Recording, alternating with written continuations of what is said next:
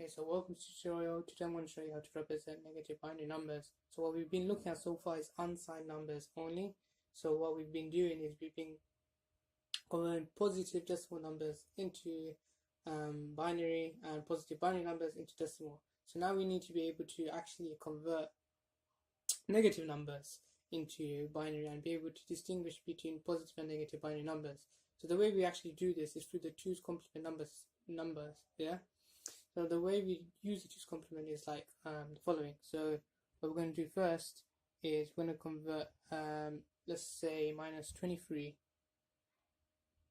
into binary.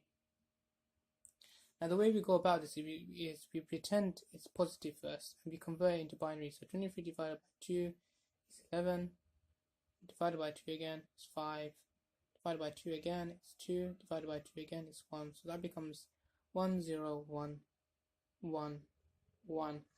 All the odd numbers are labeled 1, all the even numbers are labeled 0. And I'm going to make this into 8 bits. So if you want to do that, you put 3 more additional zeros or ones to the left. We'll put 3 more additional zeros.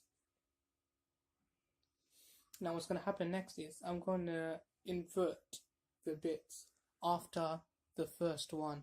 So after this first one, we're going to invert all the bits. So flip them. So this is going to be 1, this is going to be 1, this is going to be 1, this is going to be 0, and it's going to be 1, this is going to be 0, this is going to be 0, and this is going to be 0. So 1, sorry. So the answer is 1, 1, 1, 0, 1, 0, 0, 1. So that's our answer. And what we need to look at here is this. So that first bit here in this bit sequence is actually called the sign. And this is what we use to represent positive or negative binary numbers. So if it's a 1, it's a negative number. But if it was a 0, it would have been a positive number. Yeah?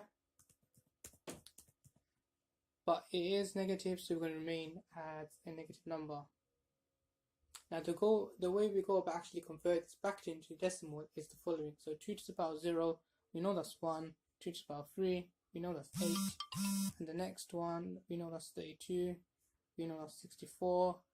And the thing is, instead of writing 128 here, with this first bit you see here, we're going to actually make this minus 128 and then add them all together. And this should give you 23, minus 23. And that should be your answer. So yeah, so that's the end of this tutorial. I hope it helped. I hope to give you a much more clear idea of how to actually represent negative numbers into binary. And yeah, so comment down below if you have any questions and subscribe for more future videos.